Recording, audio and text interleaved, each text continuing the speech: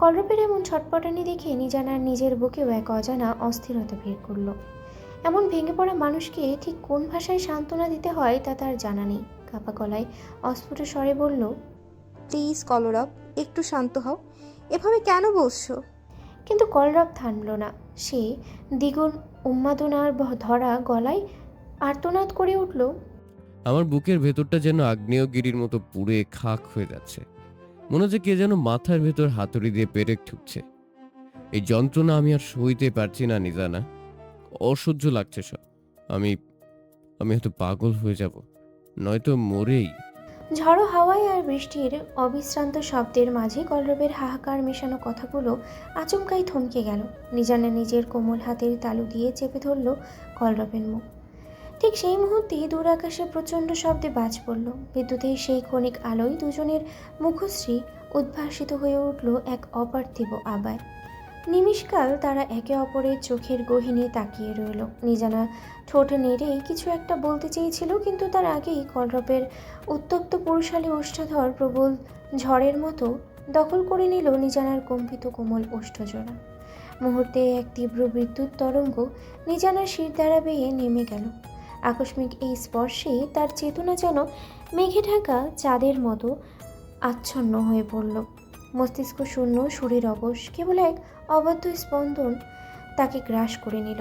কলরবের ভেতরের পঞ্জীভূত অস্থিরতা তখন আগ্নেয়গিরির লাভার মতো ফেটে পড়ছে। সে কি নিজের নিয়ন্ত্রণ বিসর্জন দিয়েছে, নাকি অদৃশ্যের টানে হার মেনেছে তা বোধগম্য হওয়ার অবকাশটুকুও প্রকৃতি দেয়নি। বাইরের বাতাসের হাহাকার আর বৃষ্টির অঝোর বর্ষণের মাঝেই কলরব নিজানাকে পাজাকোলা করে নিয়ে এলো বিছানায়। জীবনে প্রথমবার কোনো পুরুষের এমন নিবিড় সান্নিধ্য আর গভীর স্পর্শে নিজানার নারীসত্তা এক অদ্ভুত নাজুকতায় নুয়ে পড়ল। সে বাধা দেওয়ার শক্তিটুকুও হারিয়েছে, নাকি নিজেকে বিলিয়ে দেওয়ার এক গোপন ইচ্ছায় মৌন হয়েছে বেশ বড়ই অস্পষ্ট। সময় যত গড়তে লাগলো, কলরবের ছোঁয়া ততই নিবিড় থেকে নিবিড়তর হতে শুরু করলো। সেই কালবৈশাখীর রাতে যখন জানলার ওপাশে প্রকৃতি ধ্বংসলীলায় মত্ত, ঘরের ভেতরে তখন তিল তিল করে গড়ে ওঠা হিমশীতল দেয়ালটা তাসের ঘরের মতো ভেঙে পড়ল। ঘৃণা, অভিমান আর একাকিত্বের দহন মুছে গিয়ে কেবল অবশিষ্ট রইল দুটি তপ্ত হৃদয়ের স্পন্দন। সেই মায়াবী অন্ধকারেই তাদের মাঝের সমস্ত দূরত্ব ঘুচে গিয়ে একাকার হয়ে গেল দুটি প্রাণ। নিজানা আর কলরব একে অপরের মাঝে খুঁজে পেল এক বিচিত্র শান্তির আশ্রয়। ঘুমের ঘরে নড়ে চড়ে উঠল নবনী। তন্দ্রার আচ্ছন্নতায় সে অনুভব করল কারোর উষ্ণ আর জোরালো নিঃশ্বাস বারবার তার চোখে মুখে আছড়ে পড়ছে। ধীরে ধীরে চোখের পলক মেলতেই নবনী আবিষ্কার করল সে এক মজবুত বাহু ধরে বন্দী হয়ে আছে। দিব্য তাকে নিবিড়ভাবে জড়িয়ে ধরে গভীর ঘুমে মগ্ন। ঘুমন্ত দিব্যের প্রশান্ত মুখের দিকে তাকাতেই নবনীর ওষ্ঠধারে এক চিলতে মিষ্টি হাসি ফুটে উঠল। দিব্যের কোনো হুঁশ নেই। সে যেন এক অতল তন্দ্রার সাগরে ডুবে আছে। আবদ্ধ চুলগুলো কপালের সীমানা ছড়িয়ে কিছুটা চোখের উপরে এসে পড়েছে ওর। এই মুহূর্তে মানুষটাকে বড্ড স্নিগ্ধ আর মায়াবী লাগছে। নবনী নিজের অজান্তেই ভাবল, ইদানিং কি লোকটা তার কাছে একটু বেশি প্রিয় হয়ে উঠেছে। সে অত্যন্ত সন্তর্পণে আলতো হাতে অবাধ্য চুলগুলো দিব্যের চোখের উপর থেকে সরিয়ে দিল। ঘুমের ঘরেই দিব্যের ভ্রুজোড়া সামান্য কুঁচকে উঠল। সেই দৃশ্য দেখে নবনী হাসি পেল। অনেক কষ্টেই ঠোঁট কামড়ে সে নিজের হাসি সংবরণ করল। নবনীর মনে হলো এবার তার বিছানা ছাড়া উচিত, কিন্তু দিব্যের এই নিশ্চিন্ত ঘুম ভাঙাতে তার মন চাইল না। এমনকি তার মুগ্ধ দৃষ্টিটুকুও দিব্যের মুখ থেকে সরিয়ে নিতে সে এক অদ্ভুত অনিচ্ছা অনুভব করছিল। ঠিক সেই মুহূর্তে এক পরিচিত চঞ্চল কণ্ঠস্বর তার কানে এলো। মাম্মা, গুড মর্নিং। তুমি কি উঠে গেছো? দিয়ার আকস্মিক ডাকে নবনী যেন সংবিত ফিরে পেল। এক ঝটকায় দিব্যের বাহুবন্ধন থেকে ছিটকে সরে এলো। ঝাঁকুনির তীব্রতায় দিব্যরও ঘুমটা ভেঙে গেল। সে অপ্রস্তুতভাবে চোখ মেলল। নবনী তখন তড়িঘড়ি করে বিছানা উঠে বসেছে। দিয়াকে খুঁজতে গিয়ে নবনীর নজর পড়ল ঘরে থাকা সোফাটার দিকে। সেখানে দিয়া উপর হয়ে দুই হাতে ভর করে শুয়ে আছে। তার মাথা উঁচু করে বেশ কৌতূহলী চোখে তাদেরই পর্যবেক্ষণ করছে। মেয়েটা কখন যে ঘুম থেকে উঠে নবনী টেরও পায়নি। লজ্জায় আর আড়ষ্টতায় নবনী নুয়ে গেল। দিব্য উঠে বসে একবার নবনীর আরক্ত মুখের দিকে চাইল, পরক্ষণেই দিয়ার সেই ভঙ্গি দেখে হো হো করে হেসে উঠল।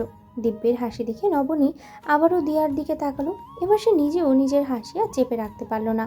খাট থেকে নেমে দিয়ার দিকে এগিয়ে গিয়ে নবনী আতুরে গলায় বলল, সোনা, এটা তুমি কি করছো? কেন শুয়ে আছো শুনি? দিয়া উপর হয়ে শোয়া অবস্থাতেই বেশ বিজ্ঞের মতো বলল, মাম্মা, তুমি কি দেখতে পাচ্ছ না দিয়া কতটা ফ্যাট হয়ে গেছে? তাই তো দিয়া পাপ্পার মতো ব্যায়াম করছে শরীর ফিট রাখার জন্য। এসব করতে হয় মাম্মা, তুমি তো কিছুই জানো না। শেষের কথাগুলো সে ঠিক দিব্যের কণ্ঠস্বর আর ভঙ্গি অনুকরণ করেই আওড়ালো। নবনী প্রথমে অবাক হলেও পরক্ষণেই মেয়ের এমন কথা শুনে হেসে ফেলল। দিব্য ওদের দিকে এগিয়ে আস্তে আস্তে সায় দিল, একদম ঠিক। দিয়া সবসময় বেস্ট সিদ্ধান্ত নেয়। নবনী হাসতে হাসতে দিয়াকে কোলে তুলে নিয়ে সোফায় বসলো। দিয়ার গালে একটা চুমু খেয়ে আদুরে গলায় শুধালো, তা আমার দিয়া সোনার ফ্যাটটা কি আহ, কোথায় শুনি? দিয়া তৎক্ষণাৎ হাত দিয়ে তার পেটটা দেখালো। স্বাস্থ্যের দিক থেকে দিয়া বরাবরই একটু নাদুস নুদুস, তাই তার ছোট্ট পেটটা সামান্য দৃশ্যমান। মেয়ের এমন কাণ্ড দেখে নবনী আবারও খিলখিল করে হেসে উঠল। দিয়া এবার নবনীর চোখের দিকে তাকিয়ে বড় বড় চোখে প্রশ্ন করলো, মাম্মা, দিয়াও কি বড় হয়ে তোমার মতো বিউটিফুল হবে? নবনী দিয়ার মাথায় হাত বুলিয়ে বলল, অবশ্যই হবে। দিয়া তো একটা রাজকন্যা, আর রাজকন্যারও তো অপূর্ব সুন্দরী হয়। তারপর কোনো একদিন দিয়ার জন্য একটা রাজপুত্র আসবে, সেও দেখতে হবে ভীষণ সুন্দর। সে দিয়াকে সাথে করে নিজের রাজ্যে নিয়ে যাবে। নবনীর এই সাধারণ রূপকথার গল্পটা শুনে দিব্যের বুকের ভেতরটা যেন হঠাৎই মোচড় দিয়ে উঠল। তার কলিজার টুকরো মেয়ে বড় হয়ে তাকে ছেড়ে অন্য কারো রাজ্যে চলে যাবে, এই কল্পনাটুকুও তার কাছে অত্যন্ত নিষ্ঠুর মনে হলো। সে এক ঝটকায় দিয়াকে নবনীর কোল থেকে নিজের বুকে টেনে নিল। নবনী এমন আকস্মিক আচরণে অবাক হয়ে চেয়ে রইল। দিব্য মেয়ের কপালে একটা চুমু খেয়ে দৃঢ় স্বরে বলল, দিয়া একটা প্রিন্সেস, আর সে অনেক শক্তিশালী। দেয়াকে আগলে রাখার জন্য সবসময় তার পাপ্পা থাকবে। আর পাপ্পা যদি কোনোদিন নাও থাকে, তবে পাপ্পা দিয়াকে এমন এক কুইন বানিয়ে দিয়ে যাবে যাতে নিজেকে রক্ষা করার জন্য তার কোনো রাজপুত্রের দরকার না পড়ে। নবনীর এবার বিরক্তিতে ভ্রু কুঁচকে এলো। সাধারণ একটা রূপকথার গল্পেও এই লোকটার এমন পুরুষতাত্ত্বিক অহংকার আর গম্ভীর্য দেখতে হবে? রূপকথার নিয়ম তো এমনই থাকে। নবনী কিঞ্চিত ক্ষুব্ধ স্বরেই বলল, এত কঠিন আর গম্ভীর কথা বোঝার বয়স ওর এখনো হয়নি। তাছাড়া রাজা ছাড়া তো কেউ রানী হতে পারে না। আর মেয়ে বড় হলে তাকে একদিন না একদিন বিয়ে দিয়ে অন্য ঘরে পাঠাতেই হয়, এটাই তো নিয়ম। দিব্য খানিকটা তপ্ত স্বরেই বলল, নবনী, তোমার কমন সেন্স কোথায়? এইটুকু একটা বাচ্চার কানে এসব বিয়ের কথা কেউ ঢোকায়? আর ওর ভবিষ্যৎ নিয়ে যদি এত চিন্তা হয়, তবে শোনো, বিয়ের পরেও দিয়া আমার কাছেই থাকবে। ওকে আমি কোথাও যেতে দেব না। নবনীর জন্য চুপ করে যাওয়া ছাড়া উপায় নেই। তবে মনে মনেই সে প্রচণ্ড বিরক্ত হলো। কি অদ্ভুত জেদ এই লোকটার। দিয়াকে সে ভালোবাসে ঠিক আছে, কিন্তু তাই বলে বাস্তবতাকে অস্বীকার করা, সব কিছুতেই যেন একটা বাড়াবাড়ি ভাব। বড় বড় চোখে দিয়া এবার তাদের দুইজনের মুখের দিকে তাকিয়ে কৌতূহলী গলায় বলল, মাম্মা, পাপ্পা, তোমরা কি ঝগড়া করছো? Very bad. এখনই ভাব করো। পাপ্পা, তুমি মাম্মাকে সরি বলো। নবনীর মুখখানা ভার হয়ে আছে। লক্ষ্য করলো দিব্য। মনে মনেই সে এক চিলতে হাসল। দিয়ার আবদার মেটাতে সে সামান্য এগিয়ে এলো নবনীর দিকে। তারপর কিছুটা ঝুঁকে নবনীর বাঁ গালে আলতো করে ঠোঁট ছুঁয়ে অতপর নিভৃত স্বরে বলল, সরি নবনী। নবনীর চোখের পলক থমকে গেল। স্তম্ভিত হয়ে সে দিব্যের পানে চেয়ে রইল। পরক্ষণেই বিষয়টি তার মস্তিষ্কে খেলে গেল। মুহূর্তে লজ্জায় এক তীব্র আভা তার সারা মুখে রক্তিম রং ছড়িয়ে দিল। দিব্য দিয়ার সামনে এমন একটা কাণ্ড ঘটিয়ে বসবে তা ছিল নবনীর কল্পনাতীত। অথচ দিব্যের মুখভঙ্গি একেবারেই স্বাভাবিক, যেন কিছুই হয়নি। সে দিয়াকে উদ্দেশ্য করে বলল, এবার কি মাম্মা ঠিক আছে? মাম্মা চলো, আজ জিম রুমে গিয়ে আমরা ফাইট প্র্যাকটিস করব। দিয়া খুশিতে আত্মহারা হয়ে মাথা নাড়ল। একদম ঠিক আছে। মাম্মা, তুমি আর রাগ করে থেকো না কেমন? পাপ্পা তো তোমাকেও আদর করে দিয়েছে। দিয়ার পাপ্পা বেস্ট, তাই না? পাপ্পা চলো, দ্রুত চলো। বিস্ময়ে বিমূঢ় হয়ে থাকা নবনীকে পেছনে ফেলে গটগট করে ঘর থেকে বেরিয়ে গেল বাবা মেয়ে। নবনী ঘাড় ঘুরিয়ে তাদের যাওয়ার পথের দিকে তাকিয়ে রইল। মানুষটা যে এতটা অসভ্য হতে পারে তা সে স্বপ্নেও ভাবেনি। শুধু অসভ্য নয়, লোকটা রীতিমতো ধূর্ত। পরক্ষণেই নিজের অজান্তেই নবনীর ঠোঁটের কোণে হাসি ফুটে উঠল। আপন মনেই হেসে ফেলল। ক্লাবঘরের এক কোণে জরাজীর্ণ একটা কাঠের চেয়ারে নিশার হয়ে বসে আছে কলরব। আঙুলের ভাঁজে জ্বলন্ত সিগারেট থেকে নীলচে ধোঁয়ার কুণ্ডলি পাকিয়ে উঠছে। গত কয়েক ঘন্টায় একের পর এক সিগারেট পুড়িয়ে সে ইতোমধ্যেই এক প্যাকেট শেষ করে ফেলেছে। ঘরের চার দেয়ালের ভিতরটা এখন নিকোটিনের ভারী ধোঁয়ায় অন্ধকারাচ্ছন্ন। শান্ত, অনন্ত আর অভিকসহ আরও একজন ছেলে সেখানে উপস্থিত। তারা সবাই বাদ্যযন্ত্র হাতে নিয়ে বিমূঢ় হয়ে বসে আছে। বলা যায় একটা গানের ব্যান্ড তাদের। রাতের কনসার্ট, অথচ রিহার্সালের বিন্দুমাত্র লক্ষণ নেই। কলরবের এমন বিধ্বংসী মেজাজ কারোর বোধগম্য হচ্ছে না। গিটারে সুর তোলার বদলে সবাই এখন এক অদৃশ্য ভয়ে আড়ষ্ট হয়ে আছে। কলরব সাফ জানিয়ে দিয়েছে তার অনুমতি ছাড়া এখন কেউ যেন টু শব্দও না করে। অবশেষে অভিক আর স্থির থাকতে পারল না। ধৈর্য হারিয়ে সে এগিয়ে গিয়ে কলরবের হাত থেকে জ্বলন্ত সিগারেটটা কেড়ে নিয়ে ছুঁড়ে ফেলে দিল। কলরব ধীর লয়ে ঘাড় ঘুরিয়ে তাকালো। তার দু চোখ রক্তবর্ণ ধারণ করেছে, যেন ভেতরে কোনো এক প্রলয়কারী দহন চলছে। অভিক সামান্য ঘাবড়ালেও পিছু হটল না। ধমকের সুরে বলল, কি শুরু করেছিস বলতো তুই?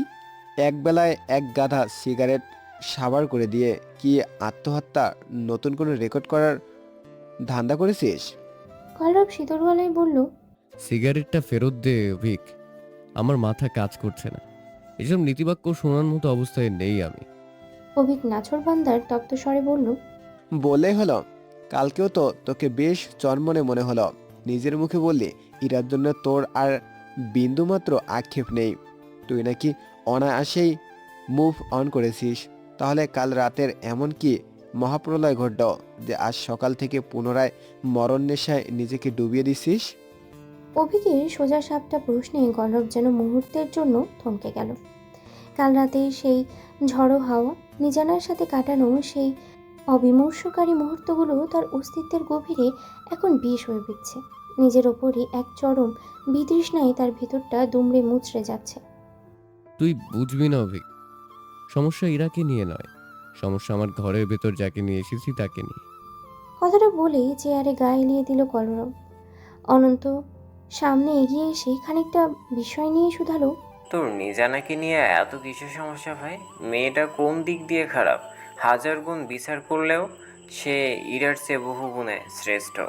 শান্ত পাশ থেকে সায় দিয়ে হালকা সুরেই যোগ করলো, সেটাই তো, যদি তোর সাথে বিয়েটা না হতো তাহলে কনফার্ম আমি ওকে বিয়ে করতাম, তা যে কোনো মূল্যেই হোক। বন্ধুদের এমন অকপট প্রশংসা কলরবের কানে স্রেফ তপ্ত সীসার মতোই বিঁধল।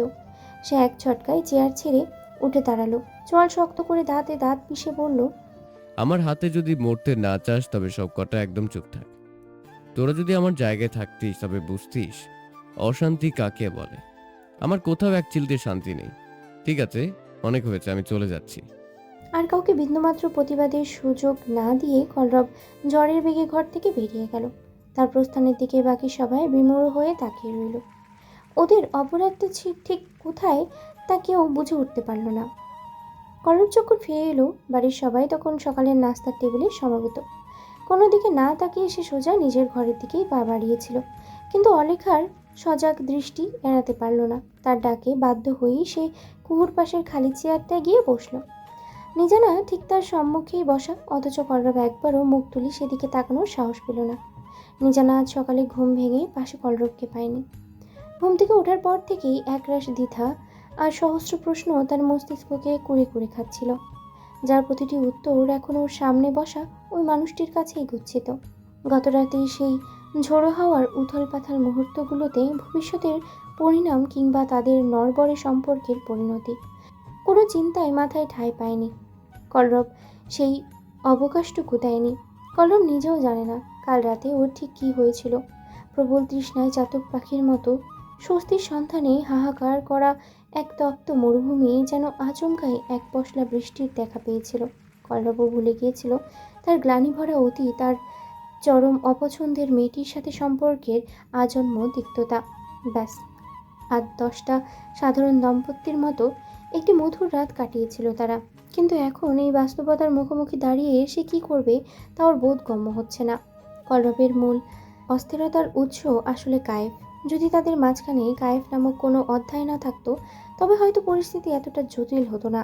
সে পরিকল্পনা করেছিল বাজে ব্যবহার করে তিক্ততা আরও বাড়িয়ে কিছুদিন পর নিজানাকে ডিভোর্স দিয়ে সবকিছু পূর্বের অবস্থায় ফিরিয়ে দেবে। কিন্তু কাল রাতের সেই অবিমর্ষকালীন ঘটনা সব সমীকরণ উলটপালট করে দিয়েছে।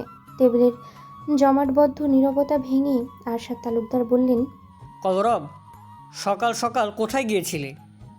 আর ফিরছই বা কোথায় থেকে? কলরব দৃষ্টি নিচু রেখেই খুব সংক্ষিপ্ত জবাব দিল। একটা জরুরি কাজ ছিল। আরশাদ তালুকদার কিছুটা তাচ্ছিল্যের সুরেই বললেন, তোমার আবার দরকারি কাজ, তাও সাত সকালে। আচ্ছা, ওসব বাদ দাও। যেটা বলছিলাম, অনেক দিন তো নিজানার কলেজ যাওয়া বন্ধ, সামনে পরীক্ষা। এখন আর কামাই দেওয়া চলবে না। আজ থেকে তুমি ওকে কলেজে নিয়ে যাতায়াত করবে। কলরব কিছু বলার সুযোগ পাওয়ার আগেই অলেখা বেশ অবাক হয়ে বলে উঠলেন, নিজানা কলেজে যাবে মানে? তুমি কি মজা করছো? আরশাদ তালুকদার ভ্রুকুচকে বললেন, আশ্চর্য আলেখা, এটা মজা করার কথা হলো? নিজানাকে তো পড়াশোনা চালিয়ে যেতে হবে। বিয়ের সময় আমি আনাসকে কথা দিয়েছিলাম, বিয়ের পর নিজানা জীবনে বাড়ি বদলানো ছাড়া আর কোনো পরিবর্তন আসবে না। আমরা সবাই জানি ও পড়াশোনার ব্যাপারে কতটা সিরিয়াস। স্বামীর কথায় অলেখা প্রচণ্ড বিস্মিত হলেন। এই বাড়ির দীর্ঘদিনের নিয়ম, বউরা বাইরে চাকরি বা পড়াশোনা করবে না। তবে নিজানার ক্ষেত্রে কেন এর ব্যতিক্রম হবে? তিনি বেশ কঠোর গলায় বললেন, তুমি কি এই বাড়ির নিয়ম ভুলে গেছো? নিজানার বেলায় কেন নিয়মের নড়চড় হবে? আমার মৌনিতার কথায় স্পষ্ট মনে আছে। মেয়েটা চেয়েছিল কাব্যর মতোই ডাক্তার হতে। ওদের পরিচয় হয়েছিল ডাক্তারি পড়ার সূত্রে। কিন্তু কাব্যকে বিয়ে করে এই বাড়ির বউ হওয়ার পর ওকে সব কিছু ছাড়তে হয়েছে। ও তো দিব্যি সংসার করছে। কই, ওর বেলায় তো নিয়মের এদিক ওদিক হয়নি। কতগুলো কানে যেতে খাবার গুছিয়ে রাতে থাকা মৌনিতার হাত দুটো থমকে গেল। চোখের কোণে এক চিলতে পানিকণা চিকচিক করে উঠল তার। অলেখা ভুল কিছু বলেননি। কাব্যকে ভালোবেসে নিজের তিল তিল করে গড়া স্বপ্নকে সে বিসর্জন দিয়েছে। এখন সে শুধু এ বাড়ির বউ আর সন্তানের মা। জীবন চলছে ঠিকই, কিন্তু আজও যখন সে কাব্যের স্টেটিস্কোপ কিংবা সাদা অ্যাপ্রনটা দেখে, বুকের ভেতরটা হু হু করে ওঠে। এই বেদনার কথা সে কাউকেই বলেনি, এমনকি কাব্যকেও না। আরশাদ তালুকদার মাথা নিচু করে ফেললেন। অলেখারই অকাঠ্য যুক্তির বিপরীতে কোনো কথাই খুঁজে পাচ্ছেন না তিনি। কিন্তু সামনে বসে থাকা নিজানার দিকে চোখ পড়তেই তার বুকটা ভারী হয়ে এলো। মেয়েটা ফ্যাল করে তার দিকেই তাকিয়ে আছে, সেই চোখে আকুতি। আরশাদ তালুকদার নিজেকে শক্ত করলেন, একটু দৃঢ় গলায় বললেন, দেখো আলেখা, সময় বদলেছে। তাছাড়া মৌনতা আর নিজানার পরিস্থিতি এক নয়। আমরা যা বলি আমি বলে দিয়েছি। নিজানা, তুমি খাবার শেষ করে কলরবের সাথে বেরিয়ে যাও। কথাটা শেষ করেই চেয়ার ছেড়ে উঠে দাঁড়ালেন আরশাদ তালুকদার। কিন্তু অলেখা আজ সহজে ছাড়বার পাত্রী নন। তিনি তীক্ষ্ণ স্বরে গর্জে উঠে বললেন, খবরদার, কোথাও যাবে না তুমি। আমাদের সাংসারিক ব্যাপারে তোমার কথাই কবে থেকে শেষ কথা হতে শুরু করলো? মনিতার কথা না হয় কয়েক বছর আগের পুরনো কাসুন্দি, কিন্তু নবনীর কথা ভাবো। ওকে তো নিজের পড়াশোনা বিসর্জন দিতে হয়েছে। এক বাড়িতে ওদের সাথে হওয়া এমন অবিচার আমি মেনে নেব কি করে? শুধুমাত্র নিজানা তোমার বোনের মেয়ে বলে তাকে 7 গুণ মাফ করে দিবে? আরশাদ তালুকদার এবার কিছুটা নরম হলেন, কোমল স্বরে বললেন, দেখো আলেহা, আমি এই একটা বিষয় তোমার কাছে অনুরোধ করে বলছি। এটা নিয়ে আর কথা বাড়িও না। পড়াশোনা বাদে সংসারের বাকি সব দায়িত্ব, সব নিয়ম তুমি যা বলবে তাই হবে। আমি বিন্দুমাত্র হস্তক্ষেপ করব না। কিন্তু এই ব্যাপারে আমি সত্যিই নিরুপায়। দয়া করে বোঝার চেষ্টা করো। অলেখা থমকে গেলেন। স্বামীর গলার দৃঢ়তা আর অসহায়ত্ব দেখে তিনি বুঝলেন এই সিদ্ধান্ত বদলানো তার সাধ্যের বাইরে। রাগে ক্ষোভে তিনি বাকরুদ্ধ হয়ে দাঁড়িয়ে রইলেন। আরশাদ তালুকদার আর কালক্ষেপণ না করে দ্রুত পায়ে সেখান থেকে প্রস্থান করলেন। অলেখা তখনও আক্রোশে কাঁপছে। কলরব এতক্ষণ পাথরের মতো বসে সব শুনছিল। এবার সে উঠে দাঁড়ালো, নিজানার দিকে একবারও না তাকিয়ে অত্যন্ত গম্ভীর গলায় কেবল এইটুকু বলল, 10 মিনিট, আমি বাইরে অপেক্ষা করছি। কথাটা বলে কলরব যখন বেরিয়ে গেল, অলেখার পঞ্জীভূত ক্রোধের কিছুটা তার উপর গিয়েও আছড়ে পড়ল। বড় বেশি বিদল মনে। যে ছেলের সুখের জন্য তিনি পুরো দুনিয়ার সাথে লড়াই করতে পারেন, সেই ছেলেই আজ বাবার কথা মেনে নিয়ে তাকে একঘরে করে দিয়ে গেল। এমনটাই মনে হলো তার। নিজানা কাঁধে ব্যাগ ঝুলিয়ে বাইরে বের হলো। দেখলো কলরব বাড়ির গেটের সামনেই বাইক নিয়ে দাঁড়িয়ে। মাথায় হেলমেট থাকায় তার মুখচ্ছবি বোঝার উপায় নেই। নিজানা ধীর পায়ে এগিয়ে যেতেই কলরব কোনো কথা না বলে বাইক স্টার্ট করলো। নিজানা দ্বিধা নিয়ে বাইকে উঠে বসলো। তার মন এবং মস্তিষ্ক উভয়ই তখন এক চরম অস্থিরতার আবর্তে ঘুরপাক খাচ্ছে। কলরবের এই রহস্যময় আচরণের অর্থ কী? কেন সে এমন নির্বাক হয়ে আছে? হুট করে কলরবকে ছুঁয়ে বসলেও নিজানার মাঝে এক তীব্র সংকোচ কাজ করতে লাগলো। বেশ কিছুক্ষণ বাইকটা স্থির দাঁড়িয়ে রইল, যেন কারোর অপেক্ষায় আছে। হঠাৎ কলরবের গম্ভীর কণ্ঠস্বর কানে এলো নিজানার। আমি কি শুতে কি খুব ঘৃণা লাগছে? ঠিক মতো ধরে বসো, নয়তো রাস্তায় পড়ে মরলে দোষটা আমার ঘাড়েই আসবে। নিজানা চমকে উঠল, তবে এই দৃঢ় কথার আড়ালে কোথাও যেন একটা সূক্ষ্ম যত্ন লুকিয়ে মনে হলো তার, যা নিজানার মনে চিলতে ভালো লাগা জাগিয়ে তুলল। ছেলেটা কি তবে তার পরোয়া করছে? এই সামান্য প্রশ্রয়ে যেন তার অস্থির মনে কিছুটা স্বস্তি ফিরল। সে আলতো করে কলরবের কাঁধে একটি হাত রাখতেই বাইকটা তীরের বেগে ছুটতে শুরু করলো। বাইকের গতি ক্রমশ এমন উন্মাদ পর্যায়ে পৌঁছালো যে নিজানা ভয়ে আড়ষ্ট হয়ে গেল। কয়েকবার গতি কমানোর অনুরোধ করলেও কলরবের কানে যেন সেসব পৌঁছালোই না। সে নিজের ভেতরে সব উগ্রতা বাইকের গতির উপরে উগড়ে দিয়ে কলেজ প্রাঙ্গণে পৌঁছালো। বাইকটা থামতেই নিজানা যেন ধরে প্রাণ ফিরে পেল। অপমানে আর রাগে তার শরীর জ্বলছিল। বাইক থেকে নেমে কলরবকে কড়া কিছু শোনানোর প্রস্তুতি নিল, কিন্তু তার আগেই কলরব বাইক নিয়ে দৃষ্টিসীমার বাইরে চলে গেল। নিজের একটা দীর্ঘশ্বাস ফেলল। অদ্ভুত এক ভালো লাগা আর বিষাদের মিশ্রণ নিয়ে তার কলেজের সময়টা পার হলো। কলেজ ছুটি হওয়ার পর বের হতেই সে আবারও কলরবকে দেখতে পেল। গেট থেকে খানিকটা দূরে সেই কালো বাইকটাতে হেলান দিয়ে বসে আছে সে। নিজানা ঠোঁটে মৃদু হাসির রেখা ফুটে উঠল। সে এগিয়ে যেতেই কলরব যান্ত্রিকভাবেই হেলমেটটা মাথায় চড়িয়ে নিল। আবারও কোনো বাক্য ব্যয় না করে বাইক স্টার্ট করলো সে। নিজানা উঠে বসার পর দেখলো আকাশ মেঘে ঢাকা, সাথে তাল মিলিয়ে শুরু হয়েছে ঝোড়ো হাওয়া। কিন্তু প্রকৃতির সেই ঝড়ের চেয়েও কয়েক গুণ বেশি বেগে ছুটছে কলরবের বাইক। নিজানা সহ্য করতে না পেরে চিৎকার করে উঠল। স্পিড কমাও কলরব, আমার প্রচণ্ড ভয় লাগছে। তুমি কি পাগল হয়ে গেছো? এত জোরে কেউ বাইক চালায়? তুমি কি আমার কথা শুনতে পাচ্ছ না? বাইকের গতি এবারও কমল না, বরং এক ঝটকায় একেবারেই থেমে গেল। সেই নিস্তব্ধতার মাঝেই ভেসে এলো কলরবের শান্ত কণ্ঠস্বর। নাম। নিজানা অবাক হলো। কোনো যান্ত্রিক সমস্যা হয়েছে ভেবে সে নিচে নামলো। আকাশ ভেঙে তখন ঝিরিঝিরি বৃষ্টি শুরু হয়েছে। মেঘের গর্জন আর বিদ্যুতের ঝলকানি। নিজানা উদ্বিগ্ন গলায় শুধালো, কি হয়েছে? কোনো সমস্যা? কলরব কিছুক্ষণ নীরব রইল। বৃষ্টির শব্দ ঝাঁপিয়ে তার নির্লিপ্ত কণ্ঠস্বর শোনা গেল। আই এম সরি, কাল রাতের ওই ঘটনার জন্য। আমি খুব শীঘ্রই তোকে ডিভোর্স দিয়ে দেবো। আকাশ আজ উন্মাতাল। চারিপাশ যেন এক প্রলয়কারী ধ্বংসলীলায় মেতেছে। ঝড়ো হাওয়ার দাপটে গাছপালা সব নুয়ে পড়েছে। দূরে কোথাও তীব্র শব্দে বাজ পড়ার শব্দ শোনা গেল। কিন্তু নিজানার মনে হলো তার চারপাশের পৃথিবীটা যেন হঠাৎই স্থির হয়ে গেছে। নিজের শ্রবণেন্দ্রিয়কেও বিশ্বাস করতে পারছিল না সে। এত কিছুর পর, গত রাতের সেই নিবিড় মুহূর্তের পরও কলরব এমন অবলীলায় বিচ্ছেদের কথা বলতে পারল। নিজানার মনে জমে থাকা এক আকাশ প্রশ্ন করার সুযোগটুকুও সে দিল না। তীরের বেগে বাইক চালিয়ে নিজানার ঝাপসা দৃষ্টিসীমা ছড়িয়ে চলে গেল কলরব। নিজানা স্তব্ধ হয়ে দাঁড়িয়ে রইল কতক্ষণ তার কোনো হিসেব নেই। কান্নার এক প্রবল তলা তার কণ্ঠনালীতে আটকে গেল। বড় বড় ফোঁটার মুষলধারার বৃষ্টি শুরু হলো। নিজেকে কোনো মতে সামলে নিয়ে আশেপাশে তাকিয়েও কোনো গাড়ির দেখা পেল না সে। রাস্তা একদম জনমানবহীন। নিভৃত এই রাস্তায় এমনিতেই গাড়ি কম থাকে, তার উপরে এই দুর্যোগে সব থমকে গেছে। ঘন ঘন বজ্রপাত। নিজানার শরীর বারবার কেঁপে উঠছে। বৃষ্টির মধ্যে ধীর পায়ে হাঁটতে হাঁটতেই তার মনে হলো দোষ কলরবের নয়, দোষ আসলে তার ভাগ্যের। বাবা মায়ের একমাত্র আদুরে মেয়ে হয়েও আছে রাস্তার মাঝখানে পরিত্যক্ত, কারোর কাছে চরম অবহেলার। নিজের উপরে এক চরম বৃতৃষ্ণা জন্মালো তার। এই মানুষটাকেই কি সে মনে মনে পছন্দ করত? কলরবের প্রতি নিজানার এই দুর্বলতা 1-2 দিনের নয়, প্রায় বছর খানেক ধরেই সেই অনুভূতির ভার বয়ে বেড়াচ্ছে। রূপার ব্যক্তিত্বে নিজানা নিঃসন্দেহেই অনন্য। তার পেছনে ছেলেদের ভিড় থাকাটাই ছিল স্বাভাবিক। কত শত প্রপোজাল আসতো তার কাছে, কিন্তু অদ্ভুতভাবে এই ছেলেগুলো আর দ্বিতীয়বার আসতো না। উল্টো নিজানার কাছে মাফ চেয়ে দূরে সরে যেত। নিজানা একদিন কৌতূহলবশত একজনকে চেপে ধরতেই বেরিয়ে আসে আসল সত্য।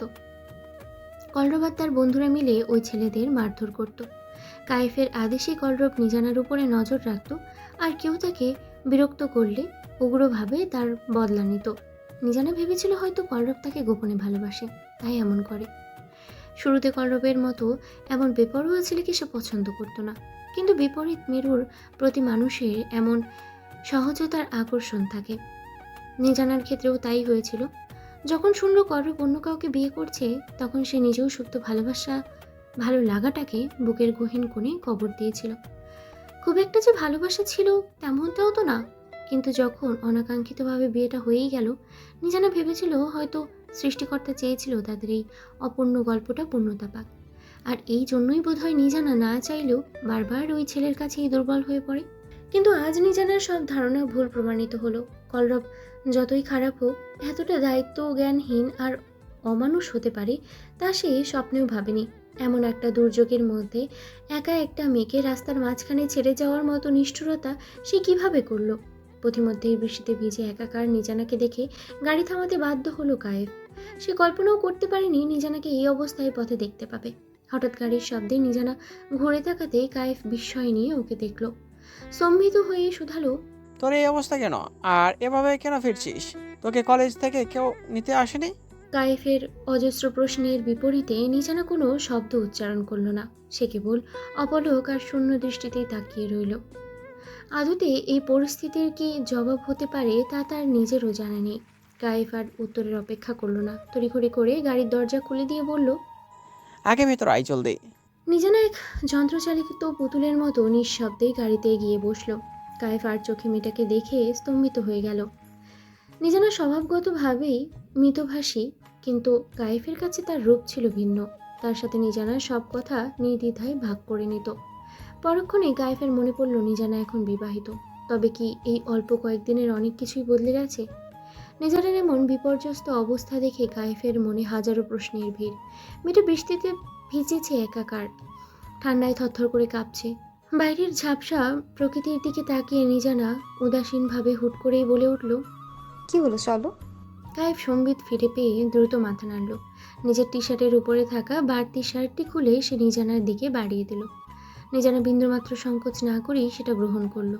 এই মুহূর্তে গায়ের ভেজা কাপড়ের উপর একটা আবরণের খুব প্রয়োজন ছিল ওর। কায়েফ আর কোনো কথা বাড়ালো না।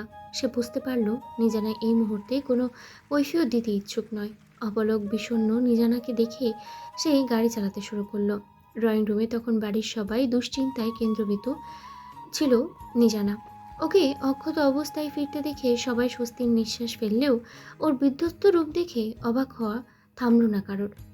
সবার কৌতূহলী প্রশ্ন আর উদ্বেগকে উপেক্ষা করে নিজানা সোজা নিজের ঘরের দিকে পা বাড়ালো। কারোর কোনো কথার উত্তর দিল না। সিঁড়ি দিয়ে ওঠার সময় মাঝপথে কলরবের সাথে ওর দেখা হলো। দুজনের চোখাচোখি হলেও কোনো বাক্য বিনিময় হলো না, কেবল একজোড়া শীতল চাহনি বিনিময় হলো। কলরব হয়তো কিছু একটা বলতে চেয়েছিল, কিংবা অপরাধবোধ থেকেই নিজানার পেছন পেছন ওর ঘর পর্যন্ত গেল। কিন্তু কলরব কিছু বুঝে ওঠার আগে নিজানা সশব্দে ঘরের দরজা বন্ধ করে দিল। সেই বন্ধ দরজার ওপাশে পড়ে রইল কলরবের অপ্রকাশিত শব্দ আর নিজানার এক বুক চাপা অভিমান। দুপুরের পরপরই বৃষ্টি তাণ্ডব থেমেছে। ধুয়ে যাওয়া নীল আকাশে এখন কড়কড়ে রোদের ঝিলি। দেখে বোঝার উপায় নেই যে কিছুক্ষণ আগেও এখানে প্রকৃতির উগ্রতা ফুটে উঠেছিল। সন্ধ্যার নাস্তা তৈরি শুরু করতে নবনী রান্নাঘরে প্রবেশ করলো। সেখানে মিলু আর মৌনিতা আগে থেকেই কাজে ব্যস্ত। মৌনিতার গম্ভীর মুখাভাব দেখে নবনী সহজে আঁচ করতে পারল যে আবহাওয়া শান্ত হলেও রান্নাঘরের পরিবেশটা বেশ গুমট হয়ে আছে। আজকের মেনুতে কলিজার সিঙ্গারা আর নুডলস। নবনী এগিয়ে গিয়ে বলল, একটু দেরি হয়ে গেল, কিছু মনে করো না। আসলে দিয়াটা আজ কিছুতেই ঘুমোতে চাইছিল না, ওকে সামলাতেই সব সময় চলে গেল। মৌনিতার মেজাজ আগে থেকেই তিরিক্ষি হয়েছিল। নবনী রান্নাঘরের কাজে এমনিতেই খুব একটা পটু নয়, তার উপর সবটুকু সময় সে মেয়ের পেছনেই ব্যয় করে। সংসারের বাকি কাজের চাপ মৌনিতার উপরেই এসে পড়ে। তারও তো দুটো সন্তান আছে, কই সে তো ঠিকই সব কিছু সামলে নেয়। মৌনিতা রুক্ষ কণ্ঠে বলল, সমস্যা নেই, মনিতা তো আছে। সব খাটাখাটুনি আর হাড় ভাঙা খাটুনি তো ওর ভাগ্যেই লেখা। বাকিরা যে যার মতো আয়েশ করতেই পারে। নবনীর হাসিমুক্ত মুহূর্তেই ম্লান হয়ে গেল। মৌনিতা যে ক্ষুব্ধ হয়ে আছে তা সে জানত, তবুও এমন সোজাসাপটা কথা শুনে মনে গিয়ে বেঁধল। সে মনে প্রাণে চেষ্টা করে সব কিছু গুছিয়ে নিতে, কিন্তু এই বড় সংসারের চাকা ঘোরানো তার মতো মেয়ের জন্য বড্ড কঠিন হয়ে দাঁড়ায়। তবুও পরিস্থিতি শান্ত করতে সে মৌমিতার কথাটুকু মুখ বুঝে হজম করে নিল। প্রসঙ্গ পাল্টানোর চেষ্টায় মিলুর দিকে তাকিয়ে বলল, মিলু আপা, তোমার ওই সমস্যাটার কি কোনো সমাধান হলো?